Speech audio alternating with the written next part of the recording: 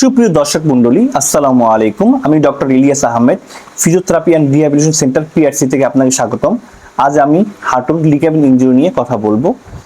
হাঁটুর মূলত বিভিন্ন সমস্যার মধ্যে লিগামেন্ট ইনজুরি এক মেজর সমস্যা। লিগামেন্ট ইনজুরির মধ্যে সবচেয়ে কমন এক সমস্যা হলো ACL, anterior cruciate ligament injury. এই লিগামেন্ট ইনজুরি বিভিন্ন কারণে হয়ে থাকে। অনেক সময় খেলাধুলার কারণে, অথবা আঘাতজনিত কারণে, অথবা রোড ট্রাফিক অ্যাক্সিডেন্ট। অনেকে মোটরসাইকেল আরোহণ করে, মোটরসাইকেলের কারণে অনেক সময় এই অ্যাক্সিডেন্ট হয়ে থাকলে অনেক সময় লিগামেন্ট ইনজুরি হয়ে থাকে। এই লিগামেন্ট ইনজুরিকে আমরা তিন ভাগে বিভক্ত করি: grade 1, grade 2 and grade 3। Grade 1, grade 2 আমরা কনজারভেটিভ ম্যানেজমেন্ট এবং ফিজিওথেরাপি অ্যান্ড রিহ্যাবিলিটেশন ম্যানেজমেন্টের মাধ্যমে এটাকে আমরা সম্পূর্ণ সুস্থ করতে সক্ষম হয়ে থাকি। অনেক ক্ষেত্রে গ্রেড 3-তে এটা লিগামেন্টটা পুরোই ছিঁড়ে যায়। সেক্ষেত্রে আমরা অনেক সময় আর্থ্রোস্কোপিক সার্জনের প্রয়োজন হয়।